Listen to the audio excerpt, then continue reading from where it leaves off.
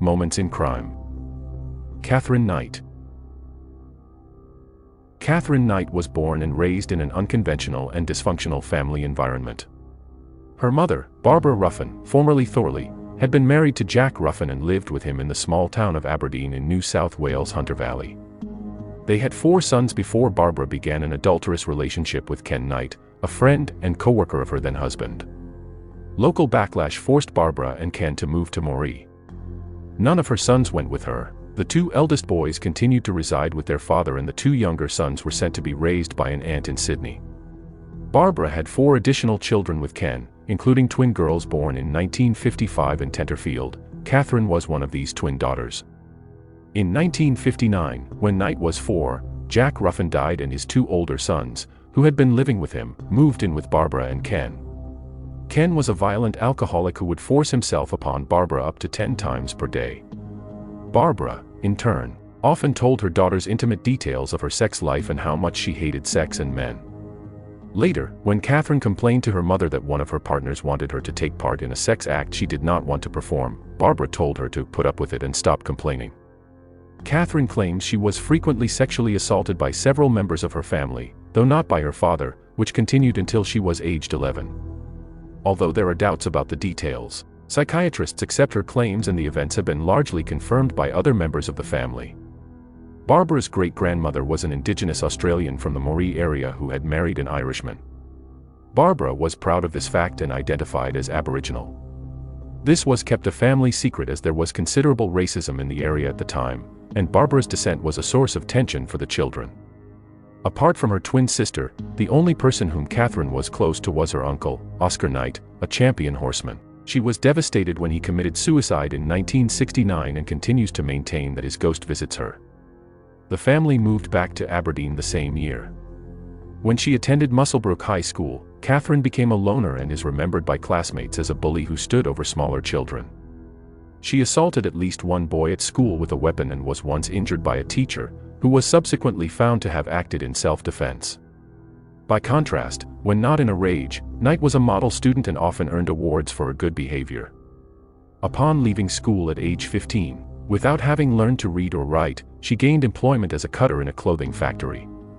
12 months later, she left to start what she referred to as her dream job, cutting up offal at the local abattoir.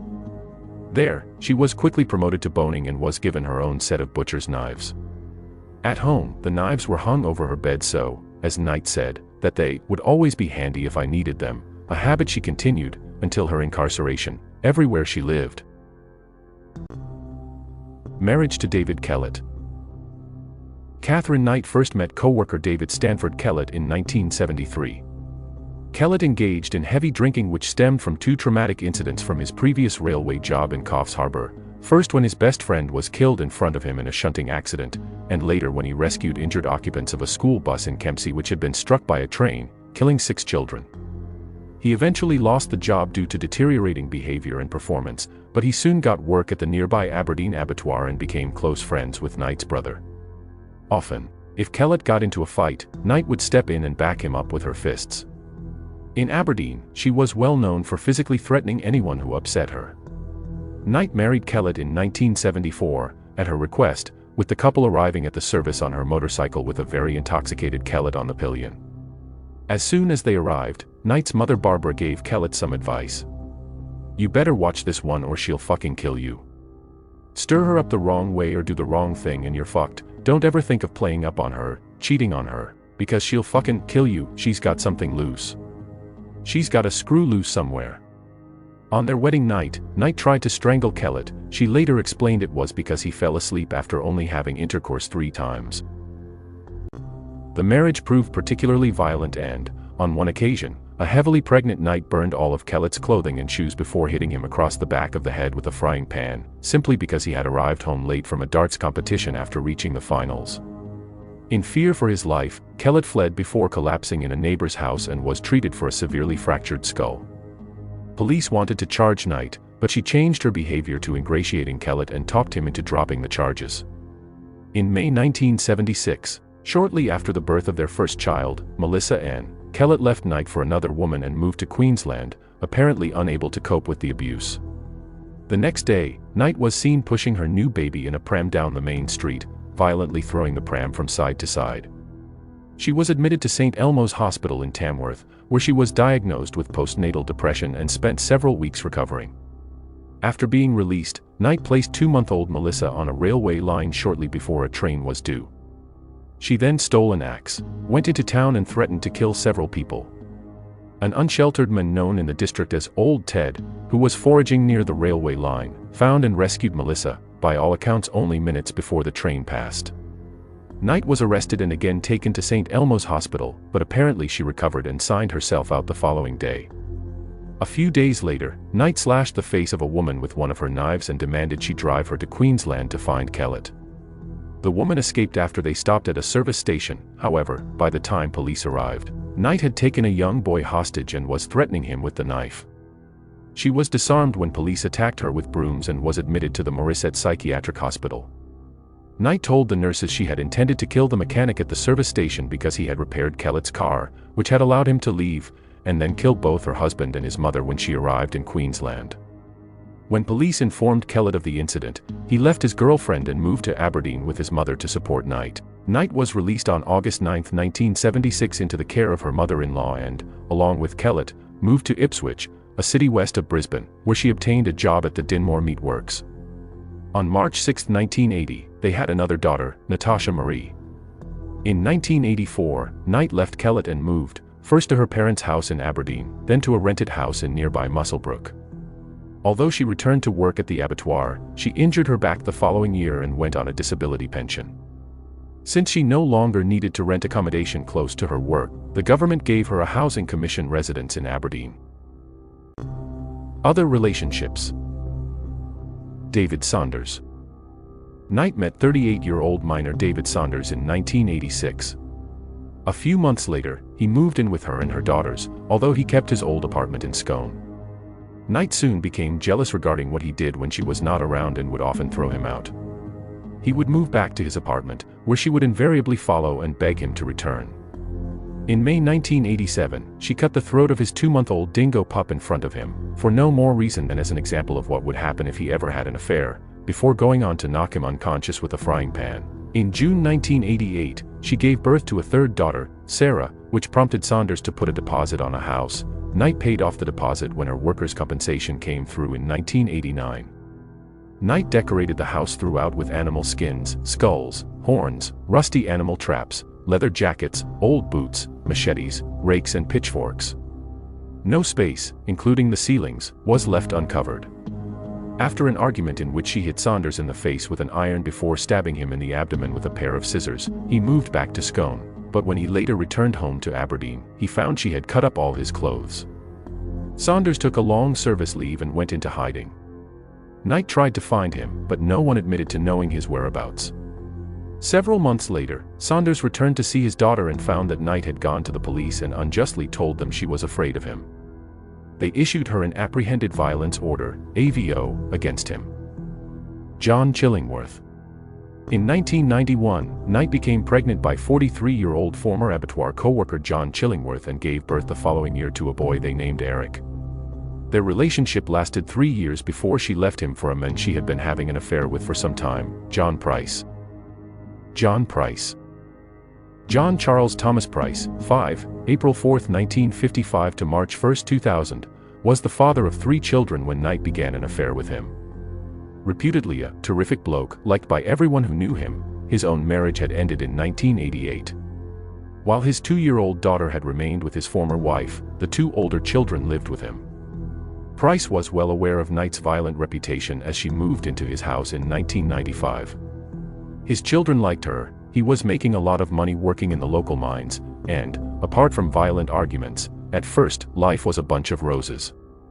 In 1998, Knight and Price fought over his refusal to marry her. In retaliation, she videotaped items he had allegedly stolen from work and sent the tape to his boss. Although the items were out-of-date medical kits that he had scavenged from the company rubbish tip, Price was fired from the job he had held for 17 years. That same day, he kicked her out and she returned to her own home while news of what she had done spread throughout the town. A few months later, Price restarted the relationship, although he now refused to allow her to move in with him. The fighting became even more frequent, and most of his friends would no longer have anything to do with him while they remained together. Murder of John Price. In February 2000, a series of assaults on Price culminated with Knight stabbing him in the chest.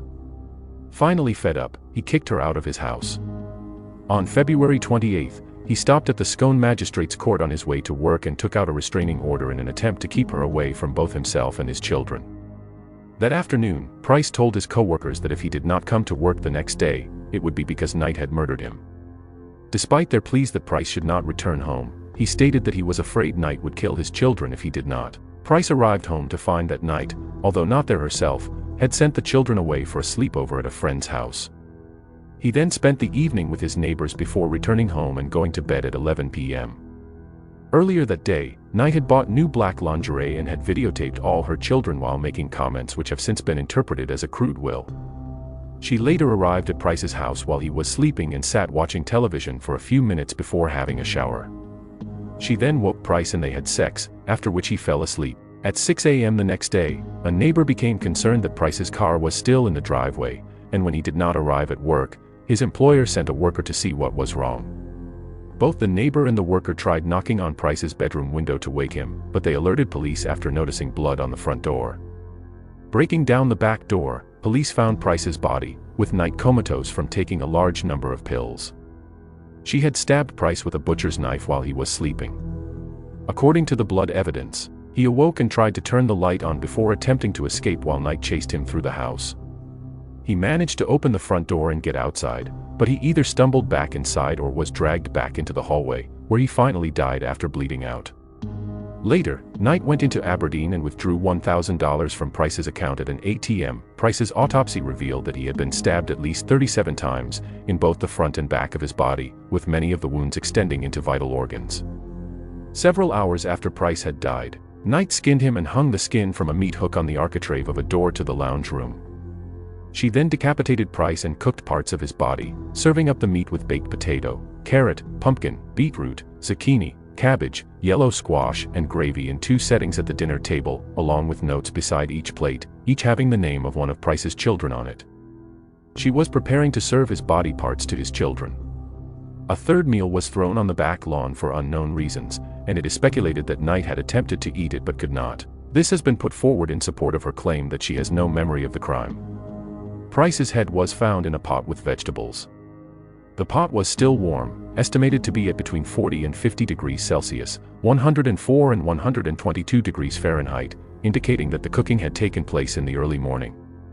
Sometime later, Knight arranged the body with the left arm draped over an empty 1.25-liter soft drink bottle with the legs crossed.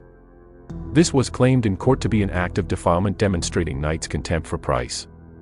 Knight had left a handwritten note on top of a photograph of Price. Blood-stained and covered with small pieces of flesh, it read, "Time got you back, Johathan, for rapping my doubter. You to beck for Ross, for Little John. Now play with Little John's Dick John Price." The accusations in the note were found to be groundless. Trial. Knight's initial offer to plead guilty to manslaughter was rejected, and she was charged on March 2, 2001 with murdering Price, to which she entered a plea of not guilty.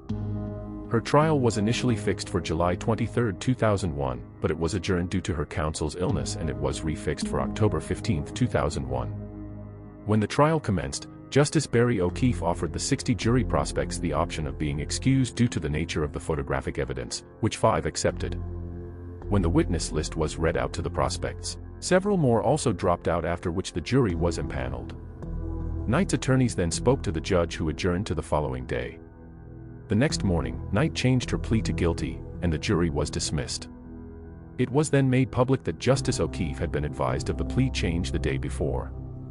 He had adjourned the trial and then ordered a psychiatric assessment overnight to determine if Knight understood the consequences of a guilty plea and was fit to make such a plea. Knight's legal team had planned to defend Knight by claiming amnesia and dissociation, a claim supported by most psychiatrists, although they did consider her sane. 2 psychiatrists concluded that Knight suffered from borderline personality disorder. No reason has ever been given for the guilty plea, and despite giving it, Knight still refused to accept responsibility for her actions. At the sentencing hearing, Knight's lawyers requested that she be excused to avoid hearing some of the facts, but the application was refused. When Timothy Lyons took the stand and described the skinning and decapitation, Knight became hysterical and had to be sedated. On November 8, Justice O'Keefe pointed out that the nature of the crime and Knight's lack of remorse required a severe penalty. He sentenced her to life imprisonment, refused to fix a non-parole period and ordered that her papers be marked, definitely never to be released, the first time that this had been imposed on a woman in Australian history. In June 2006, Knight appealed the life sentence, claiming that a penalty of life in prison without possibility of parole was too severe for the killing. Justices Peter McClellan, Michael Adams, and Megan Latham dismissed the appeal in the New South Wales Court of Criminal Appeal in September, with Justice McClellan writing in his judgment, "This was an appalling crime, almost beyond contemplation in a civilized society." In prison, Knight has been reported to have taken a leadership role among prisoners at Silverwater Women's Correctional Center and a mediator of disputes. It was reported in July 2017 that to that point she did not have a record of violence in prison and hadn't received any prison charges.